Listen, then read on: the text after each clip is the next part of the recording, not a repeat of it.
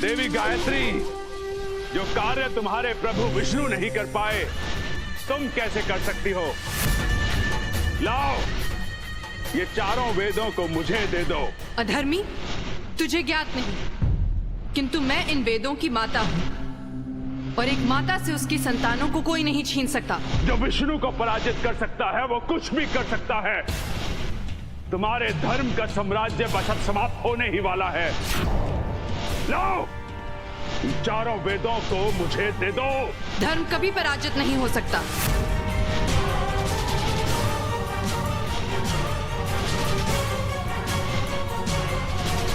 गायत्री, तुम चाहे कितना भी प्रयास कर लो, परंतु संसार को ज्ञान का मार्ग दिखाने वाले इन वेदों को मैं नष्ट करके ही रहूंगा।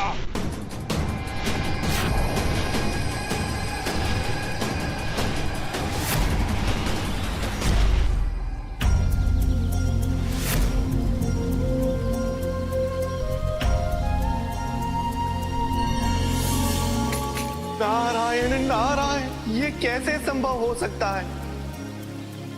हमें स्वयं की आंखों पर विश्वास नहीं हो रहा है। सबकी रक्षा करने वाले नारायण स्वतः अचेत अवस्था में। देवराज, ऐसी दुर्घटना संसार में कभी नहीं घटी होगी,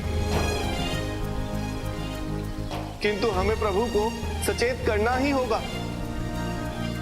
हे जगत पालक, हे धर्म रक्षक, हे प्रभु, उठिए प्रभु, उठिए, आंखें खोलिए प्रभु, आंखें खोलिए। हे नारायण, आंखें खोलिए। हे प्रभु, उठिए प्रभु, आंखें खोलिए प्रभु। हे नारायण, आंखें खोलिए। हे प्रभु, आंखें खोलिए प्रभु। नारायण, आंखें खोलिए। हे प्रभु, उठिए प्रभु, आंखें खोलिए प्रभु। प्रभु, प्रभु, प्रभु, क्या हुआ प्रभु को?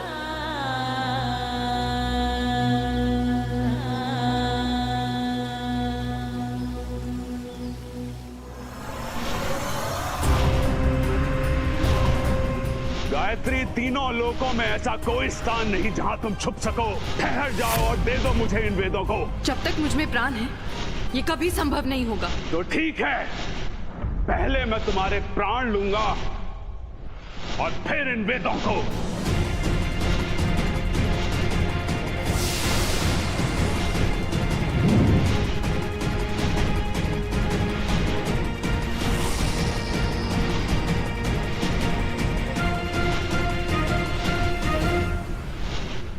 चल, वैसे तुम देवी देवता धर्म और ज्ञान की बड़ी बड़ी बातें करते हो, परंतु जब तुम्हारे पराजय का समय आता है तो छल करने से नहीं चूकते। किंतु मैं भी देखता हूं कि कब तक बचती हो तुम मुझसे। आओ, सामने आओ।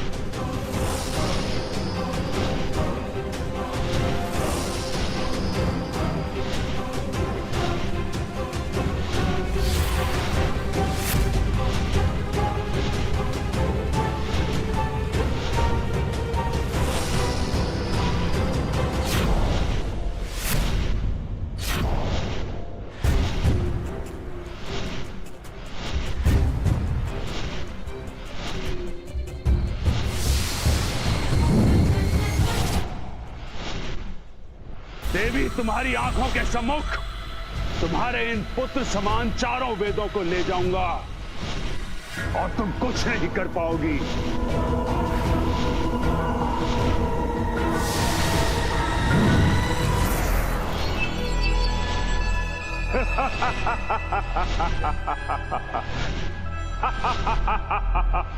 हे ग्रीव, अपने अहंकार के कारण तू इन वेदों की शक्ति को पहचान नहीं पा रहा है, किंतु यदि तू इन वेदों को नष्ट करेगा तो स्वयं भी नष्ट हो जाएगा। न वेद, न ईश्वर, न कोई अवतार हैग्रीव को केवल हैग्रीव ही मार सकता है।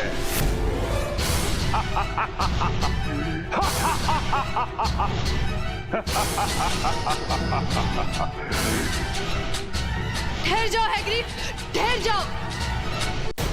देवऋषि, क्या हुआ मेरे प्रभु को? सृष्टि में ऐसी कौन सी शक्ति आ गई जो सृष्टि के पालनहार्ता नारायण का आहित कर सके।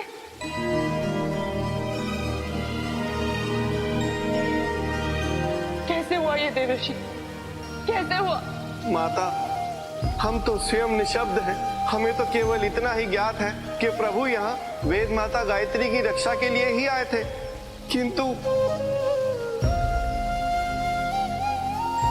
माता, ये अवश्य ही हैग्रीव का काम है। माता, हैग्रीव के इस महासंकट से केवल आप ही हमें बचा सकती है। इस संसार की रक्षा आप ही कर सकती है माता। प्रभु को सचेत कर सकती है माता।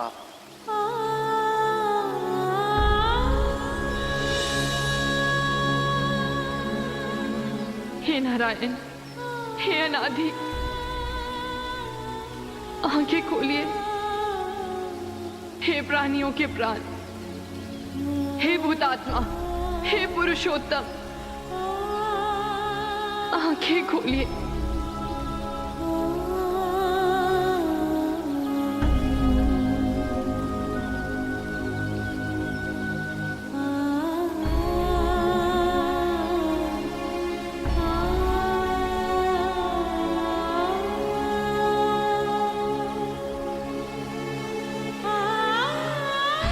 स्वामी, आंखें खोलिए।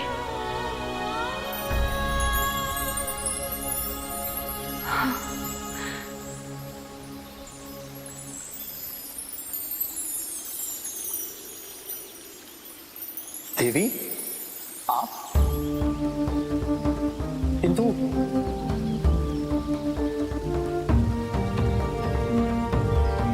इसका तो अर्थ है कि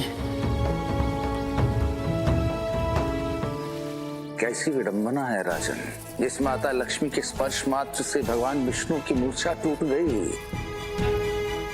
उन्हीं के श्राप से भगवान विष्णु का शीश भंग होने वाला है, और वो समय अब समीप ही है, क्योंकि अब हैग्रीव संसार के समस्त ज्ञान से परिपूर्ण चारों वेदों को लेकर अपनी माता धनु के पास पहुंच चुका है।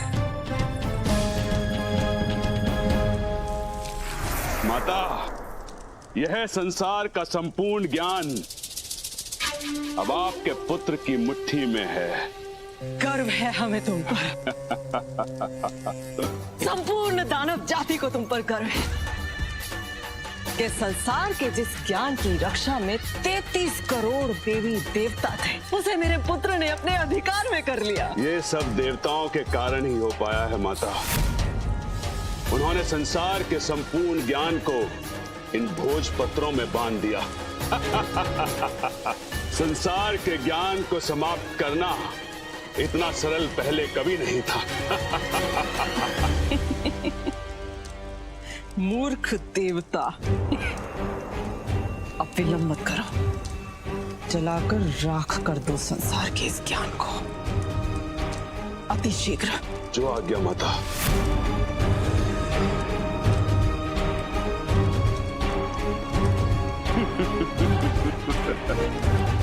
इन थोड़े से ज्ञान में ही देवताओं के विधि विधान, उनकी शक्ति, सब कुछ सम्मिलित है। इसके अंत होते ही अंत हो जाएगा देवताओं के साम्राज्य का।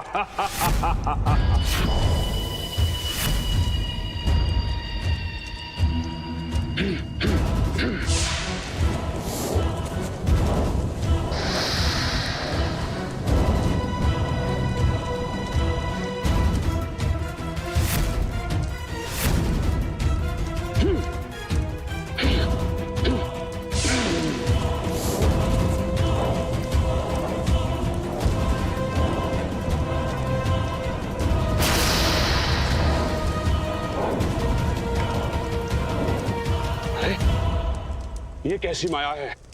ये नष्ट क्यों नहीं हो रहा? ये केवल भोजपत्र नहीं है पुत्र, अपितु ज्ञान है, और ज्ञान का अंत तब तक नहीं हो सकता जब तक वो जागृत अवस्था में ना हो। सबसे पूर्व तुम्हें इन चारों वेदों को जागृत करना है।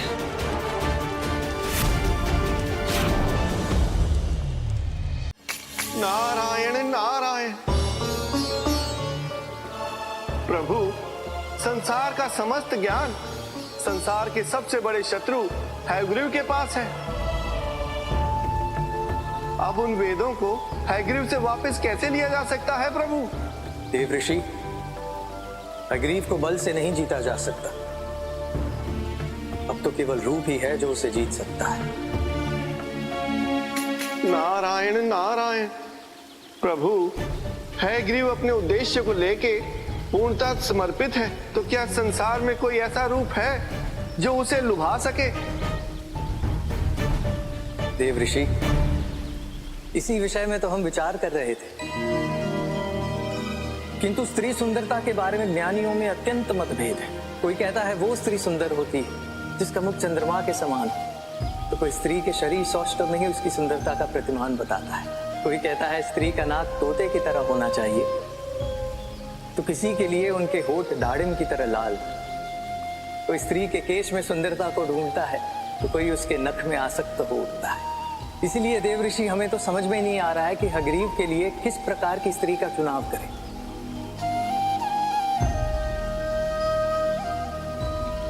तो उसे हर प्रकार से मोह ले। स्वामी, इसमें कठिन कार्य क्या है? आप एक ऐसी स्त्री का निर्माण कीजिए जो नख से शिख तक सुंदर हो, जिसमें सुंदरता के सभी प्रतिमान हो। देवी, बात यह है कि सुंदरता के विषय में सबकी अपनी दृष्टि होती है, पर हमें तो भय लग रहा है कि कहीं हम उसे कुरूप न बना दें। स्वामी, सुंदरता कुरूप कैसे हो सकती है? यदि आपको विश्वास ना हो तो हम अभी इसी पल संसार की सारी सुंदरता धारण करके आपको दिखा सकते हैं। नहीं देवी, उसकी कोई आवश्यकता नहीं। स्वामी, संपूर्ण सृष्टि संकट में है। हमें आपकी सहायता करने का एक अवसर दे दीजिए। हम अभी आपको दिखाते हैं नक्षिक सुंदरता किसे कहते हैं। हे प्रकृति के तत्वों, आप सभी में कुछ ना कुछ विशेष एवं सुंदर है। हम आप सभी की सुंदरता का आवाहन करते हैं, जो एक स्त्री को संपूर्ण बनाते हैं। हे नदियों, हमें अपनी चंचलता दो। पर्वतों, अपनी कठोरता दो। हम दाड़िम के फलों से अपने होठों के लिए लाल रंग और अंधेरों से अपने केशों के लिए काले रंग का आवाहन करते हैं।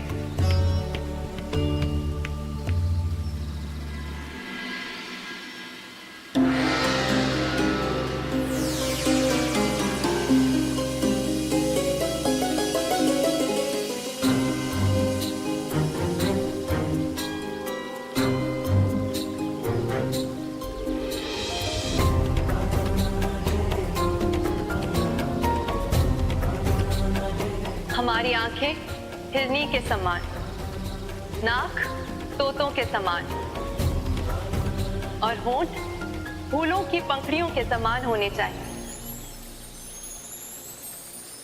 हम आवाहन करते हैं, आवाहन करते हैं।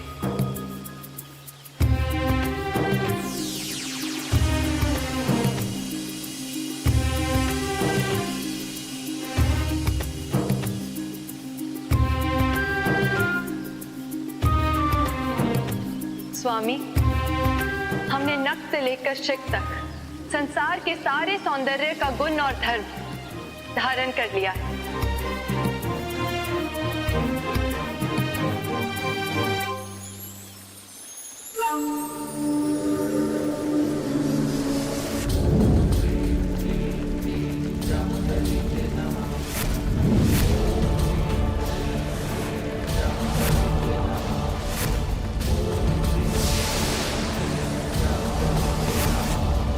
इसी प्रकार तुम्हें अन्य 3 वेदों को भी जागृत करना है।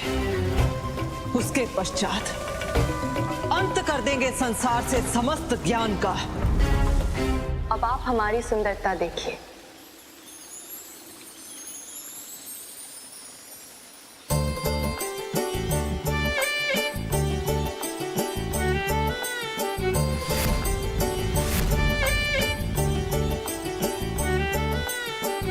स्वामी, आप शांत क्यों हैं? बताइए, संसार का समस्त सौंदर्य धारण करके हम कैसे लग रहे हैं?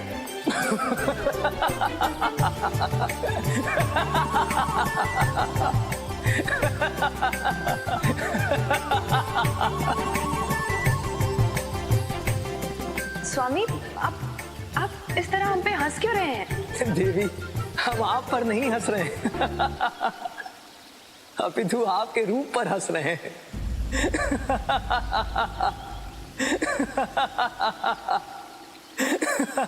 स्वामी, आप हमारा अपमान कर रहे हैं। स्वामी, हम आपकी सहायता करने का प्रयास कर रहे हैं और आप हमारा ही उपहास कर रहे हैं। बस नीचे नारायण, नारायण बस, बस नारायण, बस। मैं आपको श्राप देती हूँ, जिस मुख से आप हमारा उपहास कर रहे हैं वो मुख आपके धड़ से अलग हो जाएगा।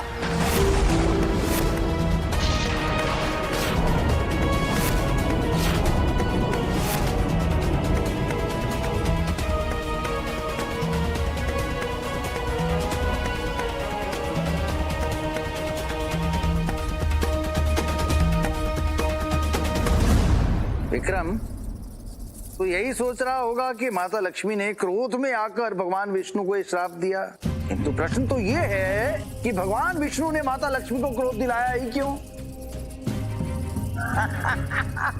तू समझ गया विक्रम, ये भगवान विष्णु की माया थी। वो चाहते थे कि माता लक्ष्मी उन्हें श्राप दे, किंतु मेरा प्रश्न फिर वही है, भगवान विष्णु ने ऐसी माया रची ही क्यों कि लक्ष्मी भगवान विष्णु को शीश कटने का श्राप दे? मेरा प्रश्न ध्यान से सुनना राजन, कहीं ऐसा ना हो मेरे प्रश्न का उत्तर जानते हुए भी तू मेरे प्रश्न का उत्तर ना दे पाए और मैं तेरे शीश के टुकड़े टुकड़े कर दूं।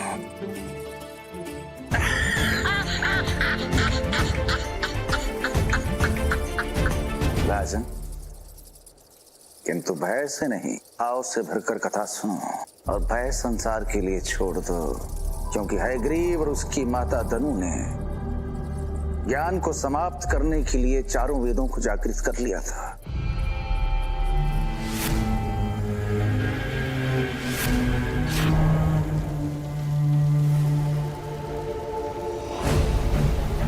पुत्र, हमने संसार के संपूर्ण ज्ञान को गायत्री द्वारा रचित चारों वेदों को जागृत कर लिया है। अब दानवराज को स्थापित करने के लिए हमें केवल इनका वध करना है। लगता हम सभी वेद दानवों के अधिकार में आ गए हैं, किंतु हमें तो लगता है हम देवता और मनुष्यों के पथ प्रदर्शक करने के लिए बनाए गए हैं। हम ज्ञान हैं, जिसके पास ज्ञान होता है वह उसके विकास में सहायक होता है। शांत हो जाओ, तुम्हारे ज्ञान की हमें आवश्यकता नहीं। हमारे लिए केवल तुम्हारा एक ही कार्य है और वो है तुम्हारा नष्ट होना। समय नष्ट मत करो हयग्रीव, इसके पहले कि देवता कोई और माया रचे। जाओ, नष्ट कर दो इन चारों वेदों को।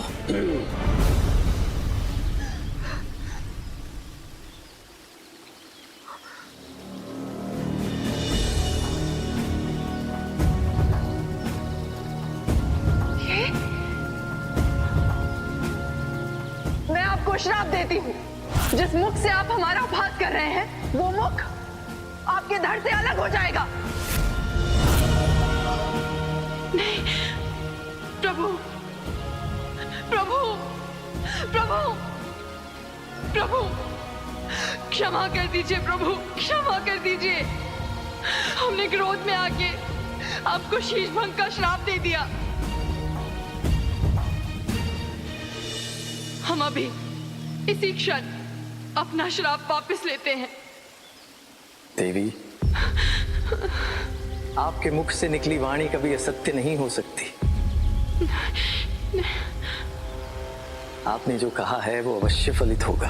नहीं प्रभु, नहीं, ये हमने क्या कर दिया? इससे बड़ा अपराध, इससे बड़ा पाप हमारे लिए कुछ और नहीं हो सकता प्रभु। हमें क्षमा कर दीजिए, क्षमा कर दीजिए प्रभु।